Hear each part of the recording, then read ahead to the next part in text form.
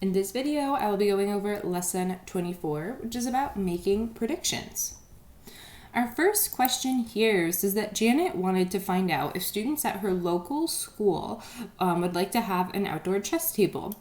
She surveyed 25 members of the chess club, and 20 of them said yes. Since the idea was so popular, Janet decided to share her survey results with the school principal. She wants the principal to consider installing the chess tables. Can the principal make a reasonable decision based off Janet's survey? Okay, well, think about it. If you were to go to a baseball game and ask, 10 people if baseball is their favorite sport, majority of them are going to say yes, right? Because, they're at a baseball game. Same thing's happening here. Janet wants these chess tables outside, but she's asking only members of the chess club. So that's not a very well-rounded survey, right? That sounds pretty biased because the people who she's asking are more than likely going to say yes, that they would like them. So no, because the sample for Janet's survey was biased. She needs to make sure that her survey is random and not only asking people who she knows are going to say yes.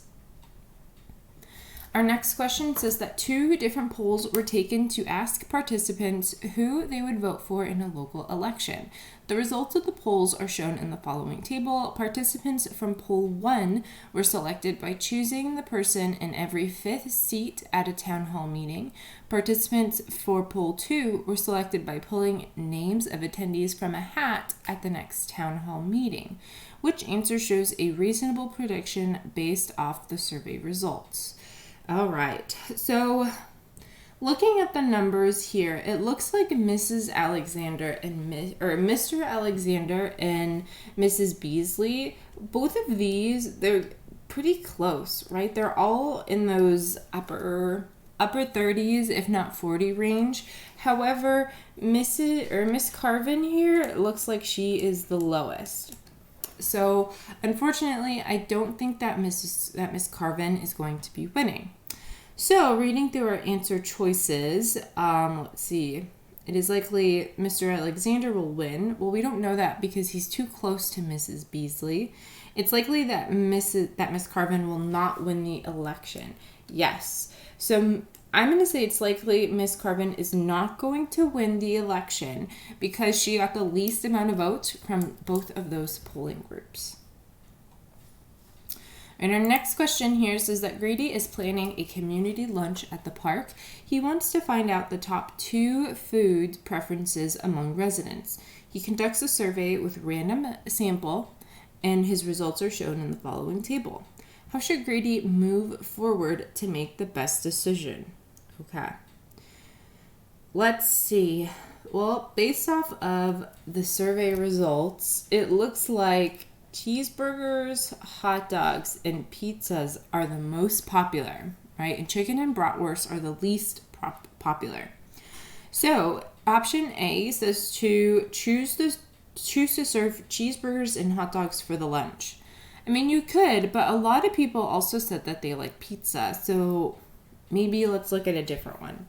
B says to conduct another survey that asks about only cheeseburgers, hot dogs, and pizza.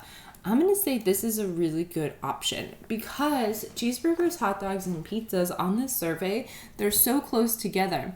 And you have all these people that said they wanted chicken or bratwurst. So the people who said they wanted chicken or bratwurst can now vote for one of the other 3, right? Where it's kind of like you're narrowing down the options to help give you a more concise answer of which one food is the most popular.